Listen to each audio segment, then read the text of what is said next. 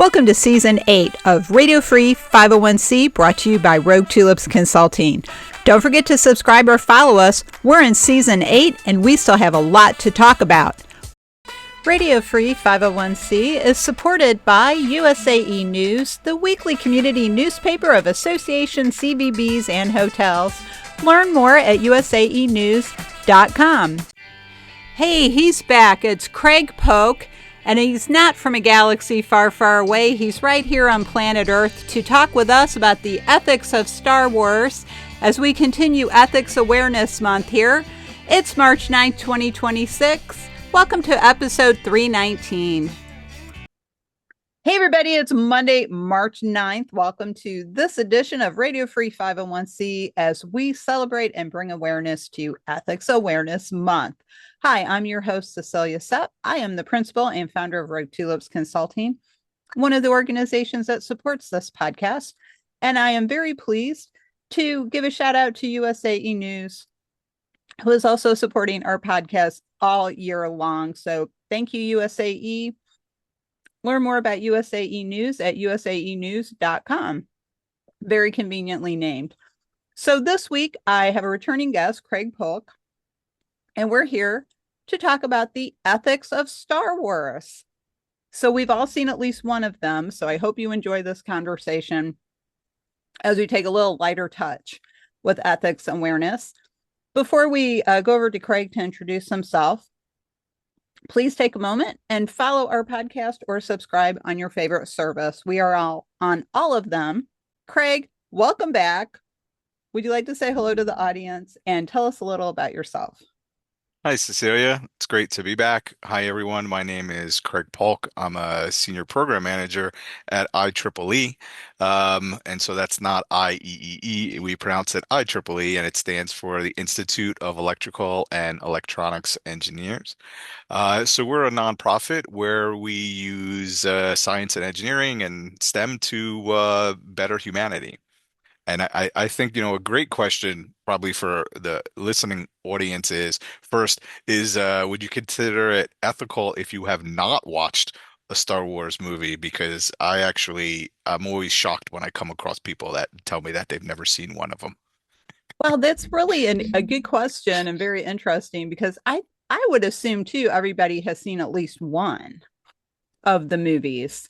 There's 9 in the series that George Lucas imagined. And then, of course, Disney purchased the franchise and started creating TV series. So I think somebody would have seen at least part of one of them. But I have that same reaction when people tell me they've never seen The Godfather. Oh, that's another good one. Yeah. Yeah, it's almost kind of like a similar question that says, "Oh, do you know about Star Wars?" It's kind of in line, "Oh, do you know about ethics?" And I Yeah. think people know the term, Mhm. and some people maybe don't know what it is. So it's, interesting to dive into a discussion with you on what is ethics, and it's a fun way with Star Wars to explain some of that.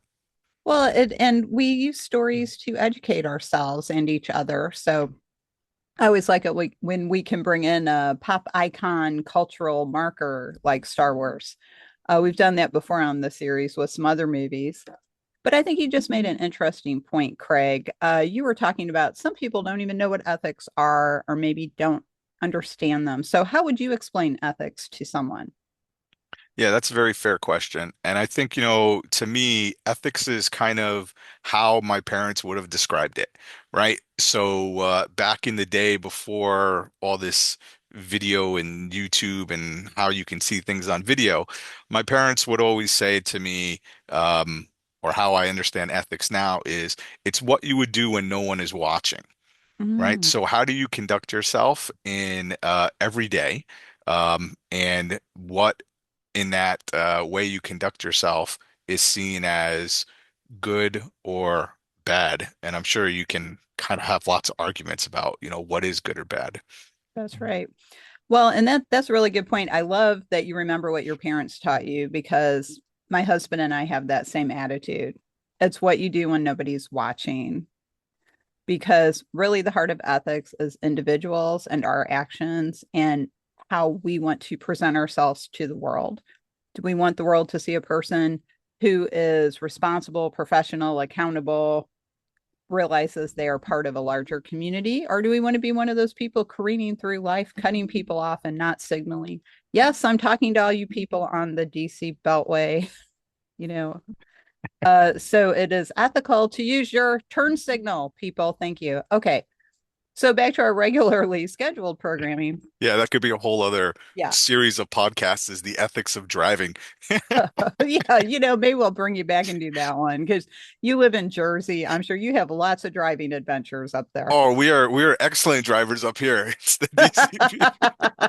That's I Of think course. that's what we're known for is our amazing driving and turning systems that we create. Yes, I'm sure you are. Just like, okay. So we're going to get back to Star Wars here. So let's set the stage here. It's 1977. I am still pretty much a child. I'm in grade school. And one of my older brothers, Jim, came by the house and said, "There's this new movie out. Do you want to go see it? It's called Star Wars." And I said, "Yeah." And my younger sister Sue couldn't go because she was in summer camp and she couldn't go. So it was just me and my brother Jim. He took me to this huge theater in the suburbs of St. Louis, Missouri. And it was kind of one of those round theaters. And the theater was completely black, no light at all. And then all of a sudden, you see one of the Empire's freighters coming across the screen. And it looks like it's in the theater flying over your head because it was just a magnificent screen. And it was just, you're immediately drawn into the story. What is going on here? People are chasing people, people are fighting. Somebody's been captured. It turned out to be Princess Leia. It was an amazing moment in cultural history and in movies. And it really set a standard for all CGI to come later and special effects. So, in the story, though, that aside, very cool adventure for a kid. That aside, the hero, Luke Skywalker, wears white. The villain, Darth Vader, wears black. So it is very black and white presentation of the good guys and the bad guys. And the rebellion is presented as the good guys, and the Empire is presented as the bad guys. But Craig, as we were prepping for this episode, you had some interesting comments on who might define the good guys and the bad guys. Yeah, and I think a lot of it is based on perspective. And there's actually a great line that's reused in Star Wars, and actually I think part of it, is Obi-Wan Kenobi talks about it, where he says, that a lot of thing in life is dependent on your certain point of view, Mm-hmm. right? And so ethics, kind of takes that as well. The first thing that you noticed in the movie, right, is the color scheme. And a lot of that comes from earlier film, right? Especially you could look at Westerns, where a lot of times, the bright white colors signified, good, like brightness, light, where the darker colors, blacks and purples, they signified evil. So that just kind of was like an association that was always made. And so it tries to put you in the story in a certain way. But, there's different points of views that happen in the story, right? There's us as the audience, and then there's the character point of view. And people see good and evil based on their life experiences, right? What is their perspective? What is their point of view? So while some see the rebellion as good, others see it as evil. Well, and they might see it as evil because they're causing trouble, they're destroying things, they're disrupting the flow of life. There are a lot of people in the universe, they just want to get through their day. They don't want to fight the big fights or stand up to the government because it Yeah, takes a lot of effort, right? And there's a lot of risk involved. right. Like if I'm a like a Tauntaun rancher or something, and then the rebellion come in and mess up my farm, and I can't train my animals, and my livelihood gets messed up, you would see that disruption to your life kind of like as a huge impact, and the people that caused it, you would see them as evil. So a lot of times, impact and outcome. Um, Kind of shape our perspective on ethics and what we view as good and evil. Well, and I always like to say there's right and there's wrong, and everything in between is a judgment call as she slips on her stool that she's trying to put her hand on. So, what would be the ethics of me falling over during the podcast? I don't know. But Yeah, yeah, I don't really know. I would hope I would maybe count to three and make sure you got up before I'd have to try to call some help down there in DC. But you bring up that's actually like a good example of from an ethical perspective, what would you do, right? right. Because ethics in some point is how you respond to things, right? How do you respond to these things that are happening around you, situations that you're put in, decisions that you're forced to make, right? Many of those decisions happen in Star Wars. We could have saw one when you fall off the stool, right? Right. What do we do there? Do I just say, "Oh, all right, let me just end this Zoom now, and I hope she's okay," or do I try to do something, to assist in some way? And so every decision I think that we make has some type of ethical component to it, and I think especially younger people, I think that's something that they just don't readily think of. But as we get through more episodes, more wars, more battling excursions, more planets that we visit. Yeah. You can even see that in the characters in Star Wars, right? They start out with a very um, binary view of what is good and evil. And you could see it in these characters as they develop through the different episodes. Their ethics change also based on what they see and things that they've kind of seen as very clear cut. This is wrong. They start to question it. And they start to bring in other ethical considerations, and you'll see characters do things differently in Mhm. different episodes and different movies than they would have in past ones. Yeah, that's a great point. And that of course brings us to Han Solo, the privateer slash pirate, depending again on your worldview. Yeah, he Uh, shot he shot first. I don't care what anybody says. yeah, he He, always shoots first. That wonderful scene in the bar where he just like lets the guy have it under the table, yeah. it's like that's Han right there. And it's interesting your point about the clothes. Okay, so we have the good guys are wearing white, because even Princess Leia's wearing white. She's wearing a white dress the first time we see her. And then Darth Vader, bad guy. I cannot explain why the stormtroopers are wearing white, but maybe that's because they think they're doing the right thing. But Han Solo, he wears a combination of gray and brown, and it's different shades. And if we want to be clear eyed about one of the favorite characters in the franchise, Han was doing it for the money in the first one. He was not doing it out of any commitment or ethical stance or even political stance. He was like, pay me and I will Hmm. take you where you need to go. Yeah, he's a great character to actually talk about like this progression of how ethics, can impact somebody's life. Because they made the first movie not thinking there were going to be other movies because they're like, oh, this might bomb. We might not have any other sequels. But in like different behind the scenes things, you see some info about the Han Solo character, right? And some ideas of his progression of the character. But even in that first movie, towards the very end, you all of a sudden see um his change in ethics, right? Where, he flees, he takes his money, but he comes back, right? So you can see how situations um can drive people to kind of rethink their position, right? And evaluate their ethics and make different decisions, to come back and, be the hero and be part of the team that, saves the day. Well, and he made a choice. And that's what ethics is about. Like you said earlier, it's what are we going to do? How are we going to respond in a Yeah. situation? He was also influenced by other people who demonstrated their commitment to their cause. So he became friends with Luke, he became friends with Leia. But we notice if we think way back to that first movie, Chewbacca, his best friend and co pilot, better known as the Wookiee, really was mad at him for not sticking around to help.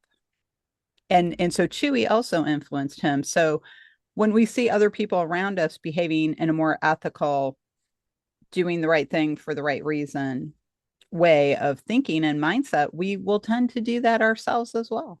Hmm. Yeah. And having these influences is great in your life. And I always tell people when I mentor and do things, I always say you should try to get as many influences, get as many different points of views and perspectives that you can put together so it helps you make your own. And the Chewbacca is a great story, right? Because in the Solo movie we see how the two of them got together, and it was part of Chewbacca's tradition and ethics that when your life is saved, you're indebted to somebody. And there were definitely times, you can imagine there were definitely times when things that Han was doing that Chewie didn't like, and he may wanted to leave, but his ethics said that he had to stay because of experiences that he had and how his upbringing kind of shaped his ethical decisions. But even being in that situation where sometimes you don't want to leave because you think you can't, or because pride or sense of duty or something else keeps you there, Mhm. it's always great to know that you have the choice to still be a voice in those situations where you can influence others, and you can, talk to people and still make your ethical views known in these situations. And that's a really great point because we do need to, as you just pointed out about the Chewie character, we need to follow our own ethical compass. So he may not have liked everything that Han was doing, but like you pointed out, he didn't walk away because he said, my ethics say I need to stay because Mhm. I owe him my life and we have become friends. I need to stay here and help my friend. And I think we need to think about ethics in that way. There's a lot of questions we can ask ourselves that are actually rather strategic. We talk about this in our ethics course that we do. What is the situation? Do you have all the information? Do you have any allies? Are you in a position to actually do something about it? Because if we go back to the Luke Skywalker character, he's a young farm boy living on a desert planet, kind of far away from what's going on, or at least he thinks he's far away from what's going on. And he wants to leave, but Uncle Owen keeps saying, after next year's harvest. Mhm. I think we've Yep. all heard that, right, from our parents. No, you can't go. So is it ethical for Uncle Owen to keep him there and not let him live his life when he is trying to keep him safe? Oh wow. That's a great question. That actually hits me as like a dad that has kids that are getting ready to, like, my oldest is getting ready to graduate high school. And Wow. in a similar way, he's probably just like, "Oh man, I need my power converters. I want to get my blue milk. Stop me from going to Tashi or whatever." Uh but it's the analogy, I guess, is that my oldest is looking to go to college, right? And what he's going to do, the person he's going to become, how much of that can you direct and keep somebody in, right? And I think just like everything else that's in uh, ethics, there's multiple sides. So, Mhm. on one end, um, Owen was doing what he thought was the best to keep him out of harm's way, right? He was given guidance from someone else, right? He was, told that he's in danger, he has to be protected. So he was doing his best to uphold his morals and ethics to not have him go out. But on the other end, right, everyone is individuals, and part of it is your own destiny, your own fate, your own situations and circumstances is really in your control. And the level that you can block somebody from making their own decisions, even if it's in uh, the sake of trying to keep them alive or keep them safe. Um, that could also be seen as bad, right? You shouldn't stop this person, even if you know the outcome is going to be horrible, right? Because they have their own free will to decide. Um, Right. yeah, and the flip side of the coin is how could you let them do? How can you let them do that? And we hear it a lot of times in media when something happens and there's a tragedy. Sometimes the first question is, how did you let that person do that? And I think sometimes in hindsight, these questions become super easy that, oh, this should have been the ethical decision because it would have came in this outcome. And I think, that's the thing that ethics brings in. It's not all about what is the possible outcome that you're going to block. It's about the choice that you're gonna stop. That's right. And what is our motivation for doing the right thing, quote unquote? Because sometimes it's really selfish. Because if we dig deeper into Uncle Owen's backstory, we learn, oh, well, he was very angry that his brother Anakin ran off and became a Jedi and got involved in all these things and ended up getting killed. And so he was kind of holding that against Luke. You're too much like my brother. Hmm. And so where is that motivation? Are you taking it out on Luke and using keeping him safe as an excuse? Because he needed to, like you said, go live his life now. And parents can't control that after a certain point. You need to just let people make their own choices. And sometimes we need to let people fail, even when we know they're going to. And this is why another movie I really like, The Last Boy Scout with Bruce Willis, is really a mentoring movie. So if you haven't seen it, you have kids, sit down and watch that movie with them if they're old enough for the violence. Yeah, It's that's an action movie. that's the Yeah, that's it's the like, caveat you got to throw in yeah, there that you should yeah. definitely There's definitely lots of watch the tr shooting. definitely watch the trailer because there's a Yeah. lot of, older action in Yeah, that there's a movie. lot of mentoring because what's interesting about that movie, which is a stark comparison to Uncle Owen in Star Wars, is the Bruce Willis character, Joe Hollenbeck. He lets his mentee, Damon Wayans, make every single mistake. And then he's there to support him afterwards. He never stops him from making the mistake, but he just lets him do it because that's the only way you can learn sometimes. Hmm. So sometimes it's ethical to let somebody fail because they need to learn and have that life experience. Yeah. It brings in that whole conversation of the helicoptering parents, right? Mhm. Where, do you let them go experience these things knowing that they're going to fail? I always try to tell my kids, fail early, fail often, right? You're going to fail 98% of the time, and your failures are going to set you up for the 2% that you're going to succeed. Mhm. Um, but we see that in Star Wars, right? Where some of these choices from kids are like taken away, right? And you can again, there's lots of analogies you can make between real life and the movie. Just look at things like these midi-chlorians. You can kind of project that on natural skill and talent and ability. And recently we just had the Olympics, right? Mhm. And you see all of these amazing athletes, but there's a huge amount of commitment that goes into that. And you hear these stories of how some of these competitors are like forced in to that lifestyle to compete for like whatever reason. You can almost equate it to how the Jedi take these kids away from their families. They kind of rip them of their childhood. They don't really give them the decision at a young age. They just like, yeah, you're gonna come train. You're gonna come do this.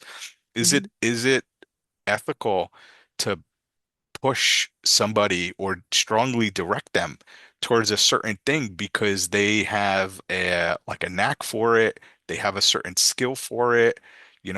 At what age do individual decisions start coming in versus outside and parent and relative, um, I don't want to say coercion, but direction and oversight.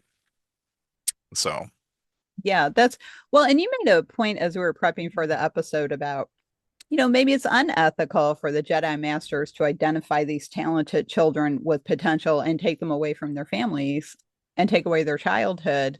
And I never thought of it from that perspective because you think the Jedis are the good guys and there's mhm. not many of them left. Oh yeah, they're most of them are wearing some type of white or light gray, so they got to be good, right? Yeah, And right.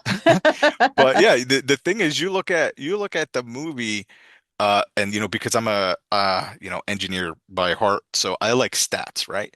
So Mhm. you look at a lot of these stats just from the movie. I know you bring in like the different cartoons and the different shows, and my stats get a little they fluctuate a little bit.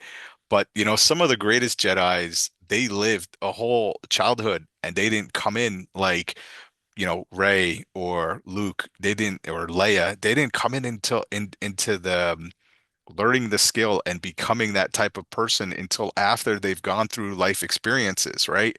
And you have all of these generations of other Jedis, at least in the movies, when we just kind of talk about the movies, that they, didn't develop as much as they thought they were going to develop.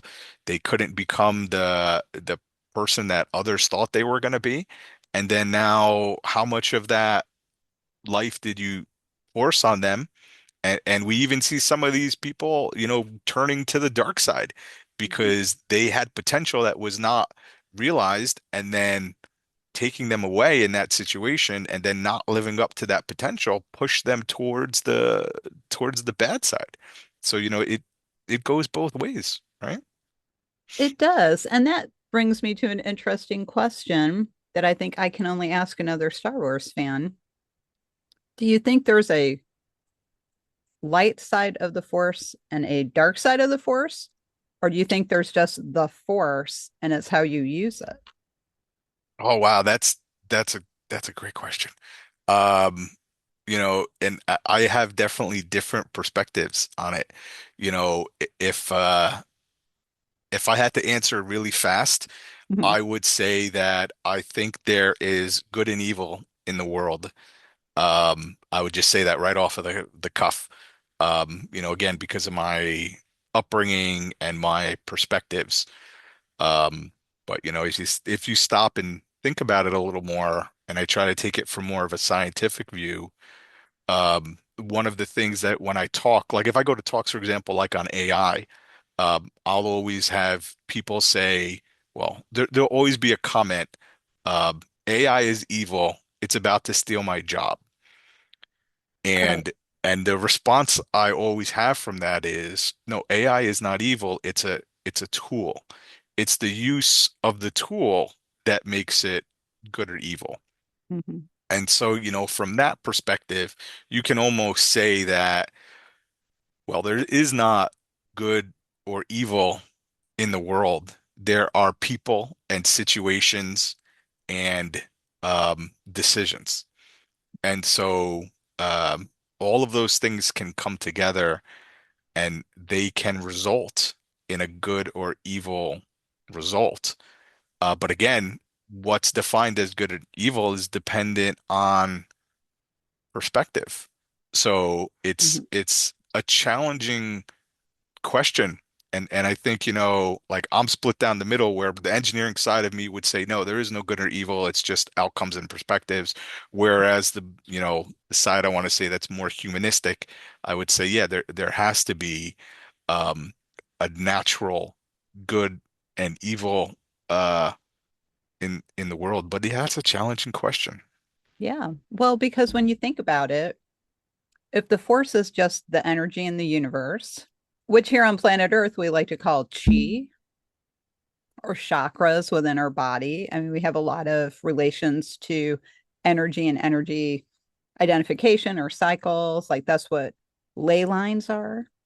They're points of energy on the planet. So is the Force good or evil, or is it how you use the Force? I would say, as a person who's lived on planet Earth for a while now, I would probably say it's how you use it. Because when we look at the story arc of Darth Vader, who actually turned out he actually was Anakin Skywalker. So he started out a good Oh, guy. He that's a was spoiler alert. You just so dropped it. So well. for your If you haven't audience seen, that haven't seen it, it's huge I'm spoiler gonna say alert. if you don't know that by now, then you're never gonna know it because everybody knows that line, Luke, I am your father. So come That's on, one of you my got to know favorite. by That's now. one of my. That's my favorite t-shirts. Yeah, I love that. Actually, I had to say that to somebody one time. I mean, I'm not their father, but I did. I that's my name, Luke, and I said it. I had to. You just have to, right? You can't pass Yes. up that opportunity. So, but he started out as Anakin Skywalker, a good guy, and because of his personal experiences, he chose to go play for the other team and join the dark side of the Force, and he became Darth Vader because fun fact about the Star Wars universe, a Darth is a title like Lord or Baron or something like that. So he's Darth Vader of the That's Sith, if we want to that's get for the super that's for the technical. Jeopardy. That's for the Jeopardy and the Trivial Pursuit people. You should That's remember right. that. It'll get you a square. It'll get you that blue or green Get you square. I that little forget which one. wedge. Yeah, I forget which wedge is entertainment. If what color it is. Well, my family banned me from playing Trivial Pursuit. Oh my God, that's horrible. I know. Well, because I knew most of the answers, so you can't play anymore. You got to get the new one. You got to get new I gotta get a new different set. ones. But uh, so when we look at that, though, then he becomes Darth Vader, but then he wants to reconnect with his family, and so through reconnecting with his family, he ends up becoming Anakin again and becoming a good guy again. So all of that was about how he chose to use his power, which is the choice we all have to confront every day. How, like you've said very well several times already, Craig, what choices are we going to make? What actions are we going to take? Are we going to have to accept sometimes that we can't do something in a certain situation?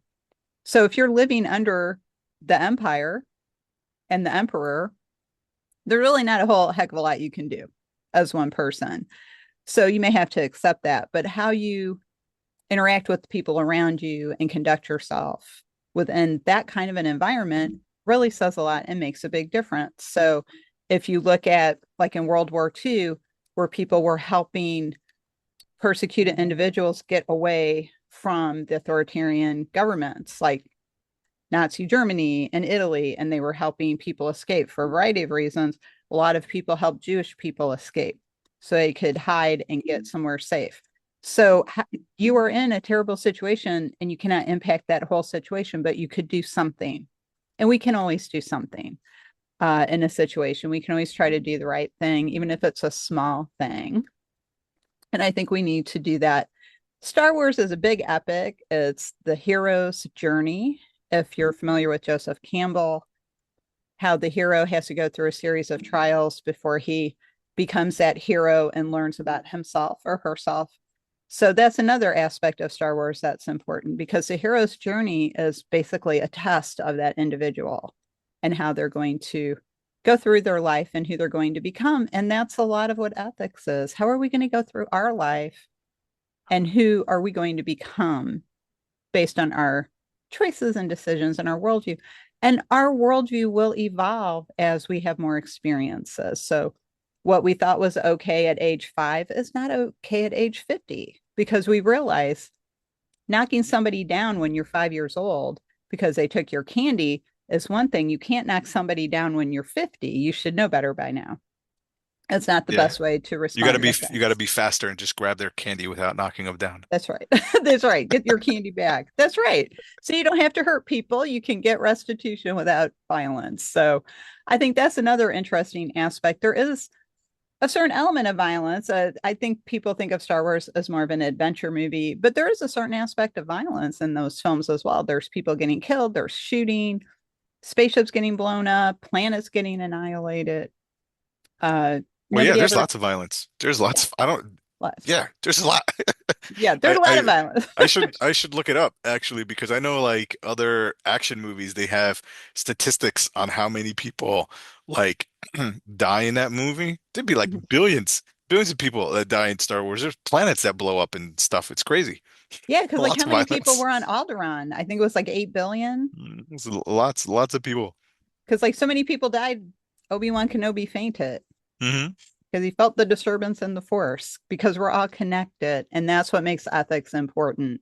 And that's why ethics is part of so many of our stories and how we want to educate each other, I should say, and help each other and share our learning. It's through the power of story. And that's why it's so important that we talk about it and how our stories inform us. And that's one of the reasons we do movie episodes here at Radio Free 501c because our stories are compelling. So this has been a great conversation, Craig, and thank you so much for coming back and having this fun conversation about ethics. But before we wrap up the episode, I knew immediately what your Zoom background was, but for those in the audience who are watching the video, could you tell us what you chose today? Oh yeah, this is my summer house in San Francisco. Uh no. So this is a scene from what I consider the greatest Star Wars movie. This is from Hoth. So this is from Empire Strikes Back. So and that's one of the oh, it's over on that side, this side. It's one of the Rebellion laser turrets. And so, also because in February we got a lot of snow here on the East Coast, and it reminded me of, the movie and when I was a kid and go out and play in the snow with like my AT-AT and stuff like that. But yeah, so people who haven't, you know, watched it, if you got to pick one movie, I would say Empire Strikes Back is the best one. I think that's actually a good recommendation. I always enjoyed The Empire Strikes Back because they had to take it. You have to be able to take what you give, right? So Yeah. they pushed back on them. We're not just going to lay here as the empire and let you do whatever you want. That's another consequence of actions. Yeah, I think it's also because it was one of the earlier movies that was very non-Hollywood ending, right? Everybody got messed up in that movie, the main characters. It was, like not a sad, happy ending. The good guys didn't win at the end of that movie. Sorry for another spoiler alert if you got it. There's lots of big reveals in there. So it's the best one. Yeah, there are a lot of good reveals in that one. And yeah, I think, that's a win for the empire in that one. So, they're thinking they're doing the right thing for themselves. And what we may, as people who study ethics and talk about ethics, might say the empire is very self serving, which is not a way to be an ethical person because you're only thinking about yourself.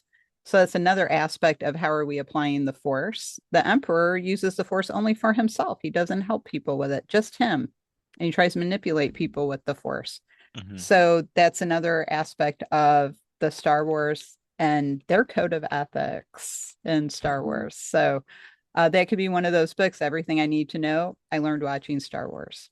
Yeah. Definitely. So, Craig, well, been great having you back. It's been a fun conversation. And thank you for asking questions I never considered before. Hey, that's why we're here. That's why we make connections, right? So, ethics everywhere, Star Wars everywhere. We should have Star Wars everywhere too. Uh,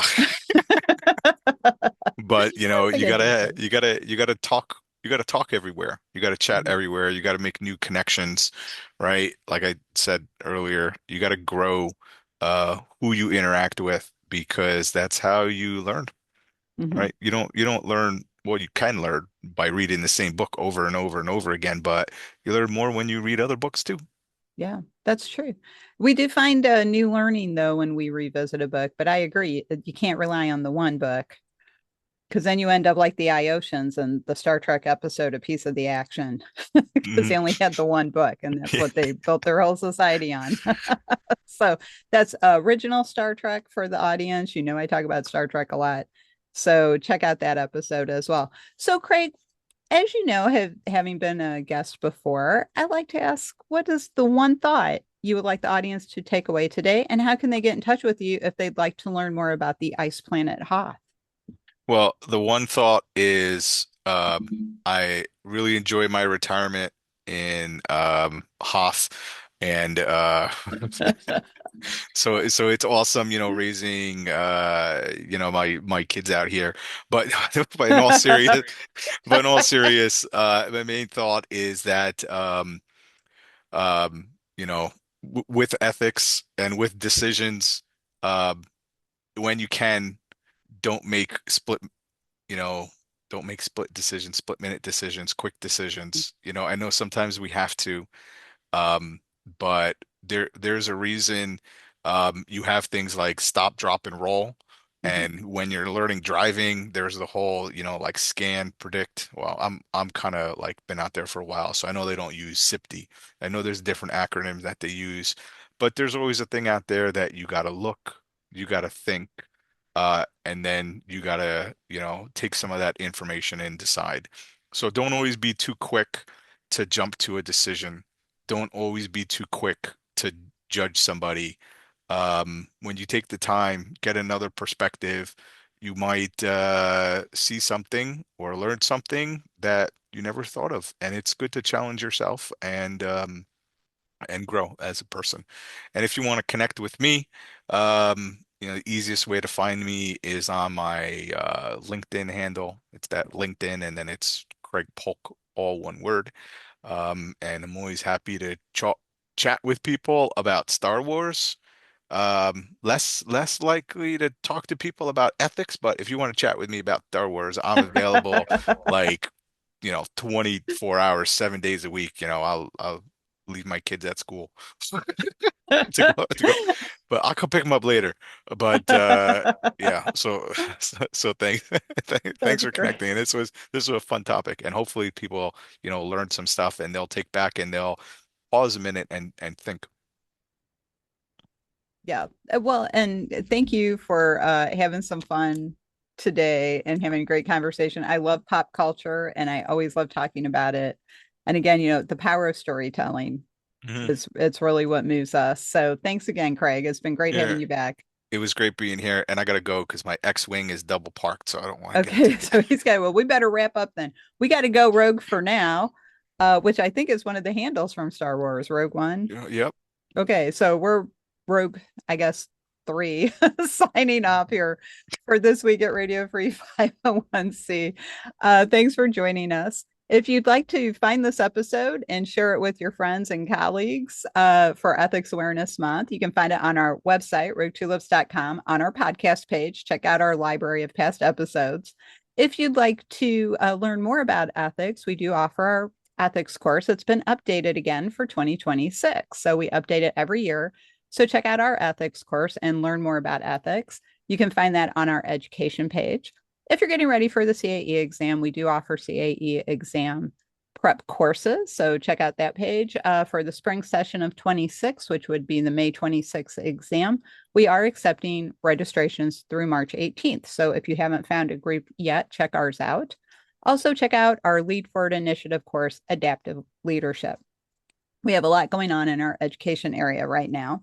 And if you'd like to know what's on my mind this week, because, most of the time I don't know what I'm going to talk about, check out the blog page, and that's the blog, and sign up. You can sign up for our newsletter as well. And if you'd like to talk about some consulting work that we might be able to do together, check out our services page, and then let's have a conversation. So real quick, I do want to remind everyone, if you are an ASAE member, the ASAE Ethics Committee, of which I'm a part, is presenting in the Ethics Collaborate community at ASAE, a soap opera that is here to support discussion for Ethics Awareness Month. It's called As the Association Turns. There's 5 episodes, one every Monday in March. So if you're an ASAE member, check it out. If you're not an ASAE member, reach out to me. I'm happy to share the episodes with you. So that's it for this week. On behalf of Craig and myself, we will see you next time.